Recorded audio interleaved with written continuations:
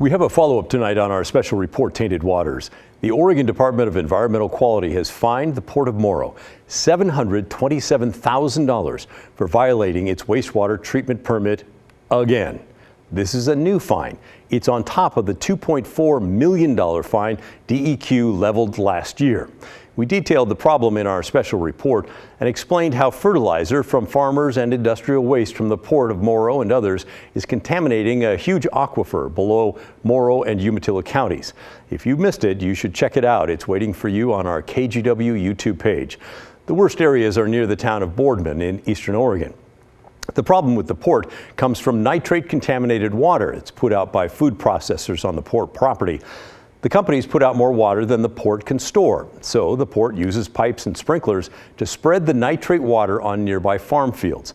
If it puts out too much water, the water can easily seep down through the sandy soil and reach the aquifer below. That's a problem because thousands of people use backyard wells to tap into that aquifer, and nitrates are not good for humans.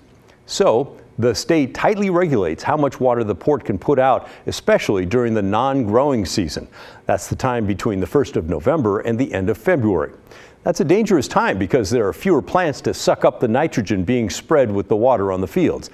The latest series of fines totals $727,000 and covers 867 different times that the port put too much water on the ground during the non-growing season. Becca Puskas is the Enforcement and Compliance Manager for the DEQ. I talked with her today. The problem is that the port has limits on how much nitrogen it can apply to the land and what type of soil conditions it can apply it under, and it exceeded those conditions. One thing that's really important about what's happened over the last non-growing season is that one of the tools that we had in the settlement is working, because they've had more violations in low-risk farm fields and 0 violations in high-risk fields. Now, this is the report that backs up the fines, and sure enough, if you look at the center column, it says low. That means low risk of getting into wells because they're not close. The state told the port it would fine them $750 for each violation in a low-risk field, but $7,500 for each violation in a high-risk field, and there were no violations in the high-risk fields.